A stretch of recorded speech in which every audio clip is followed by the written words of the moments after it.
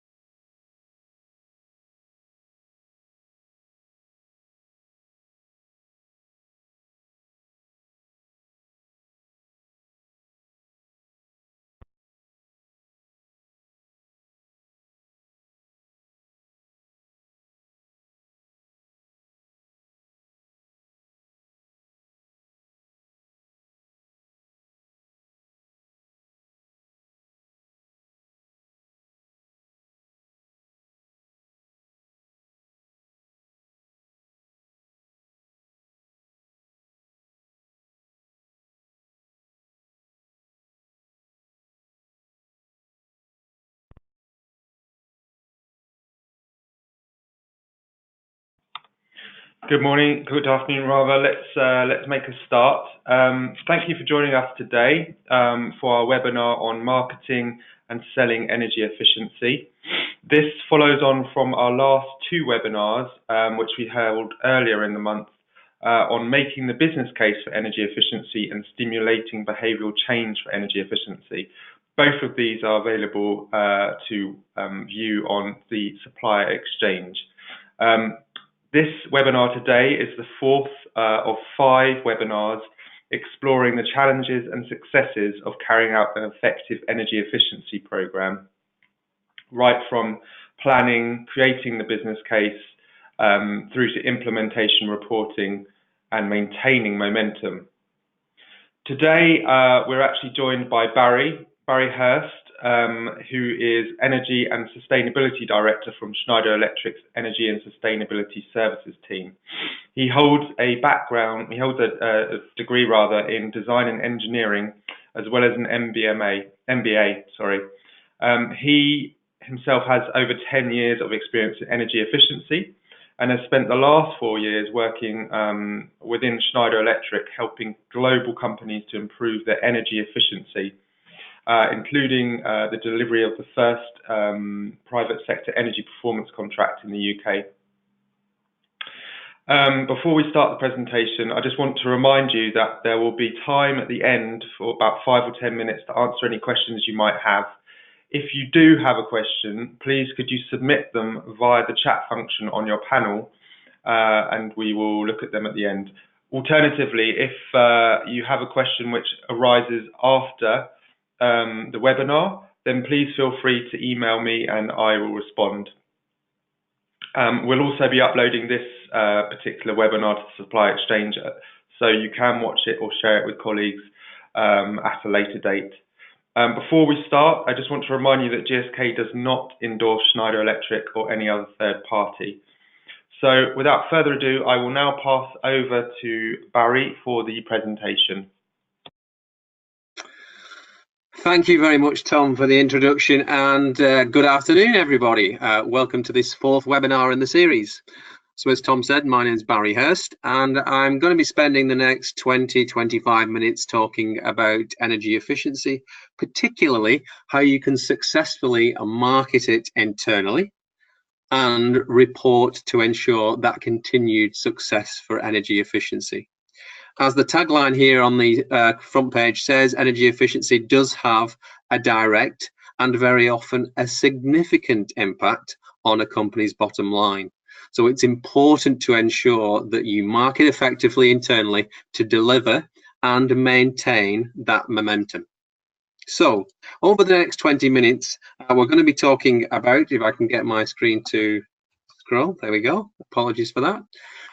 Marketing and selling, maintaining efficiency. First of all, why should we do that? What are the effects and what is the sort of industry driver for doing that?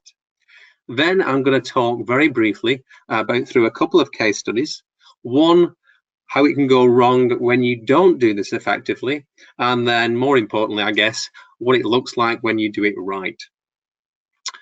Then I'm going to spend probably the bulk of the conversation going through what good looks like, the process that we find dealing with our global customers that works time and time again in order to, first of all, deliver and then maintain that energy efficiency from a site level, but also at corporate level when you look to rolling out across a wider program. And then on the reporting, which helps you maintain that energy efficiency, we're going to look at a few examples of how you can successfully do that and the different medias that are involved. I would encourage you to, first of all, listen. I know it's difficult through a webinar and you can get busy doing other things. And then, as Tom said, please do put in the chat any questions that you have so you're getting maximum value from this 20-25 minutes. So, moving on. Why would we look at energy efficiency and marketing it? I think, first of all, successful businesses understand that there is a really strong correlation between energy efficiency, sustainability, and profitability. It's been well proven that companies that have a good sustainability and energy efficiency plan outperform their competitors by as much as 140%. You can't ignore figures like that.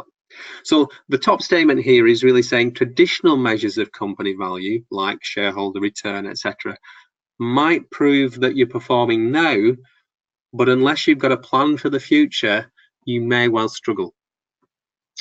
At the bottom of the page, we're really looking at data in a digital world. It really makes you in your positions and your business units and your sites accountable. It's mandatory now. The data will find you out if you're not performing.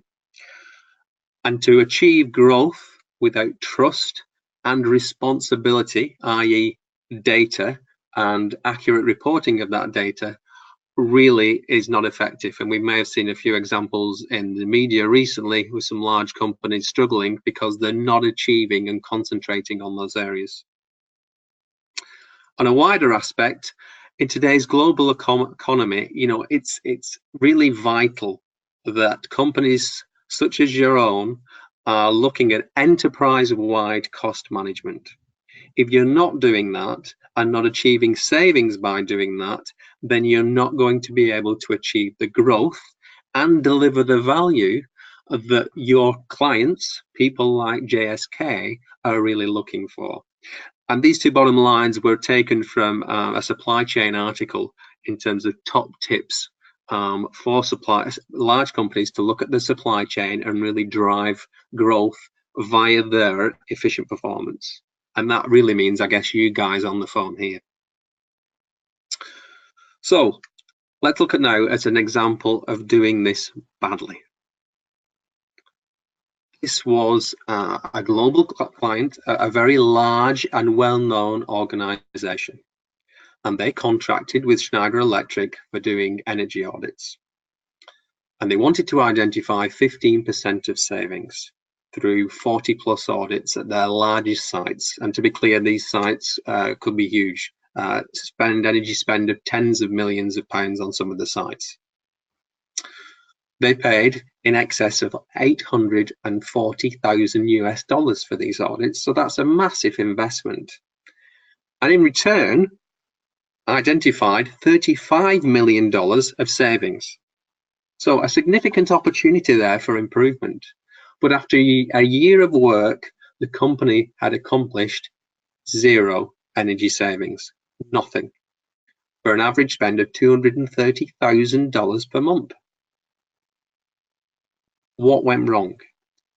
Really, visiting back with the customer, it really was down to poor internal marketing, collaboration, and communication. That for this large investment, very little results were seen, if any at all. So that's how it can go wrong if you're not aligned and you don't follow the process, which I'm going to share with you over the next 10 to 15 minutes. Conversely, here's a story of how it can go right. Rolls-Royce, a company everybody knows, a very recognized brand. And to be clear, this is Rolls-Royce Aerospace, not Rolls-Royce Cars. So they operate in 46 countries, 50,000 staff, and a massive energy spend, 200 million euros. And they had a target to reduce their energy by 30% across their facilities, normalized by their revenue. So their challenge was they had a complex stakeholder network, a real lack of visibility around their energy procurement and spend, and their efficiency projects really conflicted, the pipeline conflicted with ambitious targets that they had. Now, by following the steps I'm going to share with you, so far, they've managed to achieve 55% of that target, and they've got a couple of years left to achieve the remainder. So what have they done to achieve that 55%? And more importantly, what process are they following to continue to achieve that as they move forward over the next 2 years? So, starting with the end in mind, you need to really think about the value.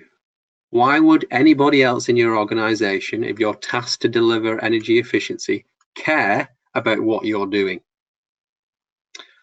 So you need to be able to express that value in a way that really resonates with other key stakeholders. And there's a key there, other key stakeholders. So first of all, you need to identify who those people are, from shop floor to top floor, who is influential, accountable, responsible for getting investment in these projects and for ensuring that they're going to be rolled out if they achieve what the company wants to achieve. So an example of that, what might value be described as? So to a CFO or to the site financial director, that's very simple. It's bottom line profit and its reduction in energy spend or maintenance spend. So you need to be able to express whatever it is you're doing as a value in those terms. For the sustainability officer, it might be a reduction in carbon dioxide. For the engineering manager, it might be increased uptime or reduction in maintenance costs. So before you embark on any program or project, it's important you think about what's really going to resonate with the key stakeholders once they've been identified, and also how are you going to express that value to those people so that it's meaningful and valuable to them. It may be that the same project can be presented in different ways to all those different stakeholders. And by doing that, you will have a firm base platform for achieving those goals as you move forward, and you will have agreed with those stakeholders a clearly defined value that's going to be delivered, which will be meaningful for them. So step one, value. How are you going to express what the project delivers, and why is anybody else going to care about that? How is it aligned to what they want to achieve? So once that's done, it's important to identify a demonstrator, a pilot. We've shared this slide before, but in a different context. So identify a pilot project that's going to be rolled out in a department or a site that is really in line with the previously identified values. Okay, we've got a project we'd like to do, but how does it really speak to a reduction in CO2 targets, a reduction in kilowatt hours, an increase in uptime, a decrease in maintenance costs? How does it add to the bottom line? How much does it add to the bottom line in pounds and pence? And in a percentage in terms of overall margin and profitability for the organization. If you can identify a pilot or a demonstrator that can achieve that, brilliant. Go ahead, implement, but as importantly, after it's been implemented and during, provide documentation and results to evidence that it is achieving what it initially set out to do. Time and time again, we see examples where people work very hard to get capital for a project. They put forward a really strong business case that defines the value and is aligned with other key stakeholders. But during and after the project, what they fail to do is go back and provide evidence that the project is actually delivering, and ideally over-delivering, on what was originally defined. So there's no real momentum there. It's not being marketed effectively. It's not being sold effectively, and the momentum is lost. The project is delivered. Everybody assumes that it's achieved what it expected to, but nobody goes back and checks, and nobody goes back and really shouts about, yes, this project achieved. We can really use this moving forward and go on to continue greater, more improved results. So really important to get that demonstrator, that pilot lined up, and evidence and document the results that achieves. And we'll talk a bit later about how perhaps you can do that and different tools you can use to achieve that. So once you've done it and it's achieved, ideally, what next? As we've just said, you want to hopefully repeat this, do an iteration. So you need to formalize the results, produce a report, market it internally to say, these were the results. This is what the target was. These were the values that we defined, and this is the result, and it's tangible, it's evidenced. So we should go on and repeat this. We should repeat this success and become better at what we do internally. How do you do that? Via a deployment.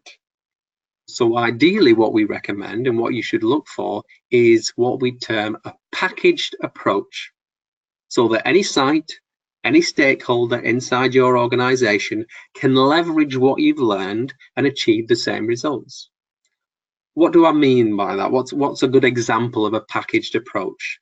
So we'll touch on this in the next webinar that we do in terms of an end-to-end business case, but let's use an example, say optimization of a chiller that you might have on site. You may have identified that there is an opportunity to improve its performance, its coefficient, the time schedule, and you may come up with a project that delivers that. What you should be doing to add, I suppose, greater value is looking at, okay, how can we roll that out to other chillers that we have on the site or other chillers on other sites across your organization? So you should be looking, as this diagram speaks to, at producing a reference specification.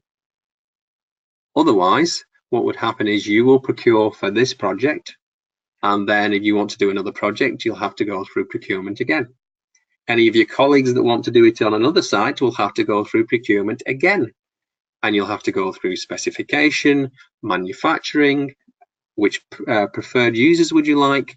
If you start with a reference in mind, it's very easy to reduce all that time and effort in re-procuring. So come up with a proposal that is fit not just for this particular purpose, but is fit for other uses in other sites on chillers, and then validate it with your colleagues. Once you've done that, qualify, do a preliminary design, prototype it, implement it back to our demonstrator methodology, and test it. Once that's done, ideally, you could roll that out, industrialize that solution, both across your site and others. Install, commission, look at industrializing again. Is there anything we've missed, anything that needs to be changed, anywhere we can broaden the specification, predefine different configurations if required for different size chillers, different type chillers, different types of control systems within the chillers, and then you end up with a packaged solution that can be rolled out. And as we see here at the bottom, if you follow that, it can be done relatively quickly because you're taking a packaged approach rather than an individual, let's just do the whole end-to-end process time and time again. And this can deliver really beneficial savings. So you've deployed, you're seeing savings. How are you really going to market and sell those internally to maintain momentum and ensure you get continued growing investment? And back to our earlier case study with Rolls-Royce, they have seen their available capital for energy efficiency projects grow year on year. The only reason they've seen that is because they are following this methodology. They're packaging their solutions and they are reporting and marketing the success of those internally to the right stakeholders, defining the right value. So they are building, I suppose, respect and trust in the organization to achieve increased capital for investment and consequently increased savings from investment. So the final step, one might argue, is to consolidate.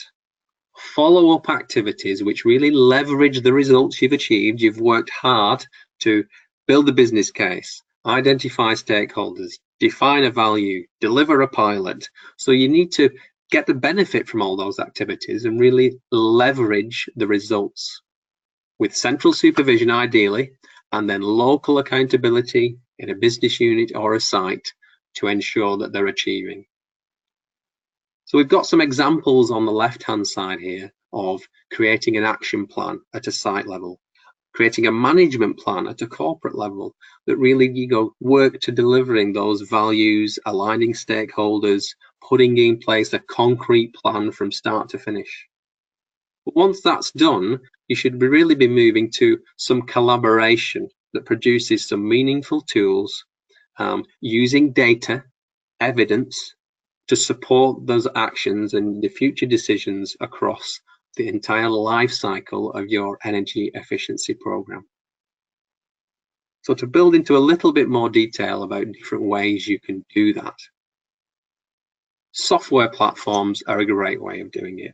What we're looking at here is Schneider's own software platform, Resource Advisor. And you can see on the graphs on the right-hand side here some examples of how you can really dig in to the detail and data of how a project that's been implemented is performing. Is it fully optimized?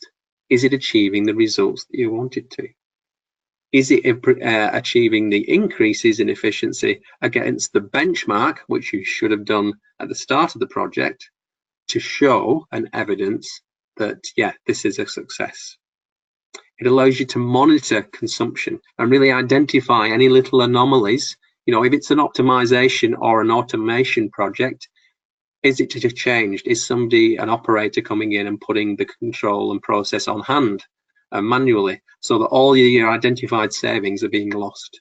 If you don't have this visibility, it's very difficult to evidence and optimize as the project moves through its life cycle to ensure that you're achieving the return on investment that you wanted to and that other stakeholders expect after their investment. So a software platform is one way. Let's look at an alternative. How about a reporting method? So here we're looking at automated reports that can be produced. Very similar to the software, but the software is reliant on users logging in and seeing that data and, taking the time and effort to do that. Automated reporting means that you can email the reports straight to those key stakeholders' desks, to your line manager's desk, and they see the relevant details right in front without having to go to the bother of getting to a website, logging in, usernames, etc., etc. So it can be a much more automated and, I suppose, easier way for high-level stakeholders to really get visibility, and an automated way for you to market, okay, what is our efforts, what are they achieving, and how is that aligned? So you can see at a very high level, the bottom right report, for example, right at the top, called out, this is the saving, the opportunity in dollars, financially, this is what we can achieve. We've got on the right hand side comfort. So not only are we achieving savings, but we're also improving comfort for our employees, as an example. And again, very graphically, on the bottom line there, you can see a big red F. Okay, there is an issue here with the scheduling. We need to identify that. So again, we're ensuring we're optimizing our efforts and our capital investment, and we're continuing to deliver results. So automated reporting can be a really good way. And at bottom right hand side there in blue, we've got a restaurant chain there. That's where the comfort item came in. They're really on track to see a 47% internal rate of return over a 3-year period, which is significant and would normally comply with most businesses' internal hurdle rates. So that's 2 ways: software reporting. A third way, so what we're looking at here on the left hand side is a near live kiosk, a dashboard, which is in actually one of our Schneider sites. So we're walking the talk. As you walk into this facility, you will see a large TV screen with a dashboard that says, this is how this site is performing. And I'll just scroll through here. There are a couple of other pages. So it's a scrolling dashboard that shows, okay, yeah, these are some key figures. This is the site. This is what we're achieving in terms of reduction. And it goes on to put it into some sort of high-level figures. This is what we're reducing in electricity. This is how we're helping in comfort.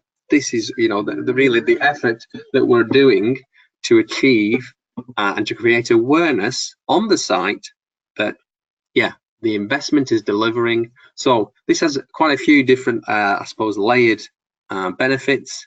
It's self-promoting. You know, everybody that walks through the door will see this and say, okay, yeah, we're achieving something on this site, and investment is working. It can be very good at creating internal competition across sites or across internal business units if you're showing that on the dashboards. And that can have real significant effect in terms of behavioral change. And it's also helping to externally market to guests and visitors, you know, how seriously you take sustainability and efficiency and what it's achieving. So I'm conscious of time. Just to summarize then, efficiency really must be continuous. And you need to use a programmatic approach that it really embeds that into your organization. And following the steps we've just covered, you will be able to do that. Again, just the 5 points we've gone through. Ensure you really define the value of the project you're working on and what that's going to deliver for the key stakeholders in terms that they understand. Identify a pilot to evidence against those values. Repeat the process and formalize the results, and then deploy it using a packaged approach to effectively accelerate the benefit that's going to be achieved. And then, you know, to the key point around marketing and selling that efficiency, consolidate the process, monitor and report to ensure those results are reported, everybody's aware, and that you're really optimizing the return on the investment. So that brings us, I think, up to about the 25-minute mark. Thank you very much for your time. I hope that was of use. Are there any questions? Thank you very much, Barry. That was very insightful and helpful. I'm sure people got a lot out of it. We've just got a few minutes for a couple of questions. One was in relation to the point you made about making a pilot. So you mentioned that you should have a package which can be adopted across the organisation by different stakeholders and different operations and sites. So how do you make one that is sort of accessible and applicable to various different people and facilities? Yeah, it's a good question. I think, yeah, obviously there are going to be some projects that can't be packaged in that manner. What we normally recommend, and again, using Rolls-Royce as an example, is we categorize the projects right at the start. So the packaged approach, may have noticed in the top right-hand corner, there was a little symbol saying Category A. And what that refers to is a project that's been identified that can be rolled out. It's a product, in effect, that can be easily industrialized. So I think the thing is to understand, okay, is the project you've identified fit for categorization and rolling out as a product? So that might be things like, as I said, optimization of chillers, implementation and installation of variable speed drives. Things like that that can be industrialized are very good for packaging. And then it's a case of saying, okay, identify across the site, across the business, where else would this be applicable? And then really defining a scope that says, okay, this is how we would apply it to across different instances. So for various sizes, for various ages, really coming up with a package that allows other sites or other people to procure and install, with the minimum amount of time and effort. So I hope that answers the question. Yeah, thank you, Barry. Yeah, that does. I guess it sort of leads into the next question actually that I've had here as well. When you're looking at the data from an energy performance improvement program, so looking at the results, how do you know if you're including the right information for the audience, and how do you know how to select an appropriate level of detail which will convey the success but doesn't risk, bombarding and sort of losing interest from the reader or recipient? Yeah, so again, that goes back to the first point, really, that value statement. If you start off correctly and you've really identified, okay, this is the value that we're going to deliver and how it is aligned to either my objectives or the stakeholders' objectives or the wider corporate company objectives, and you speak to those stakeholders and say, okay, Mr. Finance Director, what do you need to see? And what terms should it be expressed in? And the same for sustainability, the same for engineering, the same for the chief executive, whoever it may be. You should have really defined all those reporting and data lines and key performance indicators at the beginning and agreed them with all those stakeholders. If you have, then all the hard work's done. It's easy to take out the relevant data from the effective project and report it in a manner that is meaningful to those key stakeholders, whoever they may be. So it's really a case of starting with the end in mind, so that when it comes to the project delivery, I know exactly what I should be reporting and in what format to really, hit the sweet spot of those key stakeholders and investors. Yeah, so you're likely to have a set of templates depending on who you're going to report to, and I guess as the process goes on, that process in itself becomes more streamlined and easier to achieve because you'll have everything in place.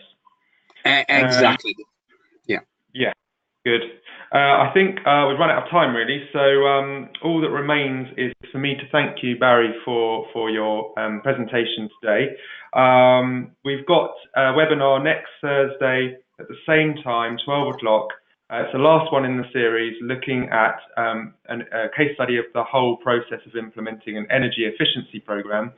So please do sign up to that. That's on the exchange. And again, this particular webinar will be available to view online after the end. So thank you again for joining us today, and we look forward to seeing you next week.